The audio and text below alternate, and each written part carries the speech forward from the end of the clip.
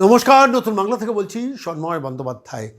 বকেয়া ডিএ 2008 থেকে 2018 তার যে বকেয়া ডিএ, সেই বকেয়া ডিএর ব্যাপারে গ্র্যান্ট ইন এডের আওতায় যেসব সরকারি কর্মচারীরা পড়েন, স্কুলে শিক্ষক, অশিক্ষক কর্মচারীরা, কলেজে শিক্ষক অশিক্ষক কর্মচারীরা, কিংবা বিভিন্ন আন্ডারটেকিংয়ের কর্মচারীরা, কিংবা তার রিটায়ার্ড, সেই সব ক্ষেত্রে রিটায়ার্ড যেসব সরকারি কর্মচারীরা পড়েন, তাদের সম্বন্ধে সরাসরি সরকারের একটা নোটিফিকেশনের ব্যাপারে সংগ্রামী যৌথ মঞ্চ উদ্যোগ নেবে, এমনই একটা প্রতিশ্রুতি ছিল। গতকাল শেষ পর্যন্ত সেই চিঠি জমা পড়ল নবান্নে গ্র্যান্ট ইন এডের আওতায় থাকা সমস্ত সরকারি কর্মচারীদের এবং অবসরপ্রাপ্ত কর্মচারীদের বিষয়ে সরকারের তরফ থেকে নির্দিষ্ট নোটিফিকেশন জমা পড়ুক। সেই আবেদন সরকারি কর্মচারীদের পক্ষ থেকে জমা দেওয়া হয়েছে। আমি আজকে সেই চিঠিটা হাতে পেয়েছি। আমার মনে হলো যে আজকে আমাদের নতুন বাংলার সমস্ত দর্শকদের সেই সম্বন্ধে অবহিত করা দরকার।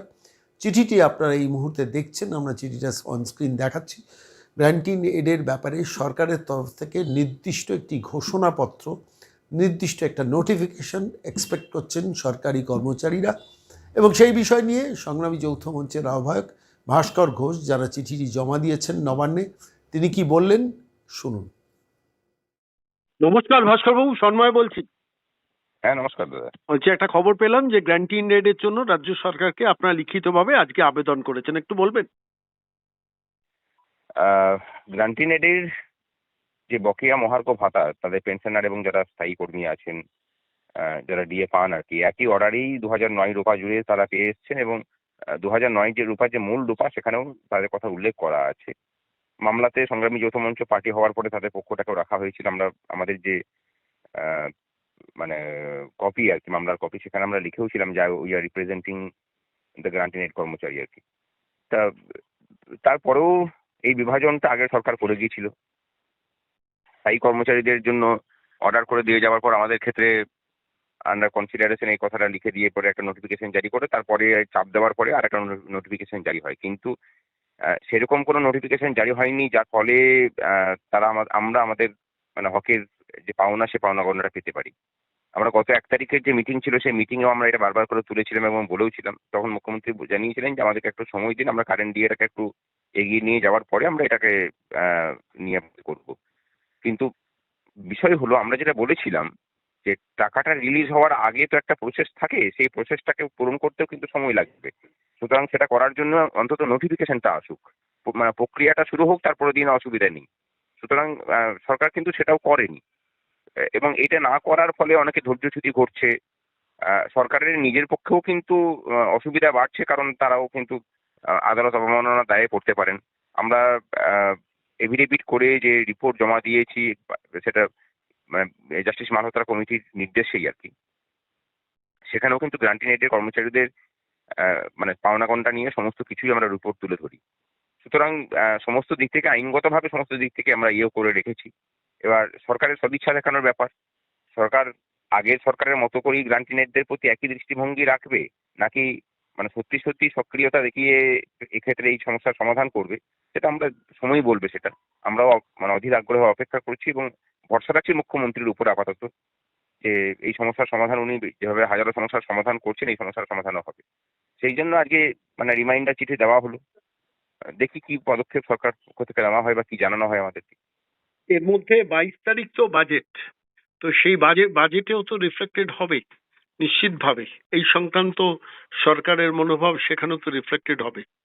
দেখুন, 22 তারিখে যে বাজেট আছে, সেখানে যেমন কারেন্ট ডিএর মানে যেটা 42% এখন বকেয়া, সেই বকেয়ার একটা অংশ তারা মিটিয়ে দেবেন, সেই বিষয়ে মুখ্যমন্ত্রী বলেওছিলেন, কয়েকদিন আগেও আবার বলেছেন।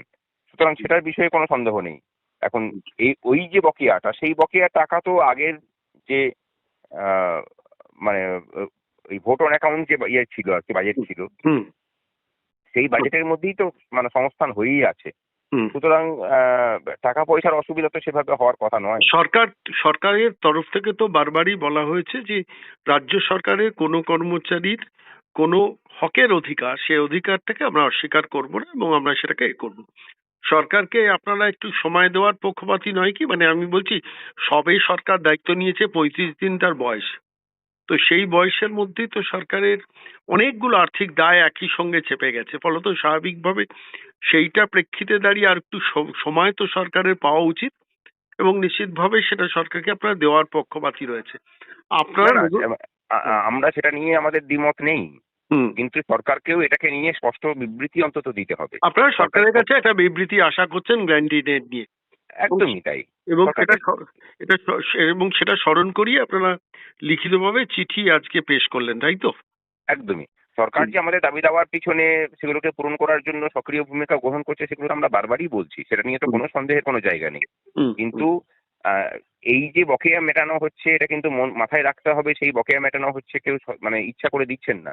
এই বকেয়াটা মেটানো হচ্ছে কর্মচারীরা দীর্ঘদিন লড়াই করেছেন, আইনগতভাবে তারা জিতেছেন, সুপ্রিম কোর্টের নির্দেশেই বকেয়া পেমেন্ট হচ্ছে। ঠিক ঠিক ঠিক। সুতরাং এখানে মানে লিগ্যালিটির প্রশ্নও আছে। সেই জায়গা থেকে আমাদের বলা যে ঠিক আছে, মানে সময় নেওয়ার কথা মুখ্যমন্ত্রী বৈঠকে বলেছেন, আমরা সময় দিতে রাজিও আছি, এবং এটাকে মেটাতে গেলেও কিন্তু একটা মানে সময় লাগবে। সুতরাং সেই সময়টাকে নিয়ে পড়ি তারা নোটিফিকেশনটা অন্তত জারি করুক, ঠিক। আমাদের সেটুকুই দাবি, অন্য কিছু নয়। আপনারা এই চিঠি কি জমা দিয়ে এসছেন মানে এতে নবান্নে নাকি? হ্যাঁ হ্যাঁ, আমরা সেটা জমা করে এসেছি এবং আশা করছি যে আমরা দপ্তরের সচিবদের সাথে বসবো, এই নিয়ে বসে পরে আমরা কথাবার্তা বলবো। দপ্তরের সচিবদের সঙ্গে কি বাজেটের আগেই বসতে চাইছেন, না বাজেট হয়ে গেলে তারপর বসবেন? সেটা দেখি, তারা যদি সময় দেন তাহলে তার আগেই বসা হবে। অনেক ধন্যবাদ ভাস্করবাবু, অনেক ধন্যবাদ। ধন্যবাদ দাদা।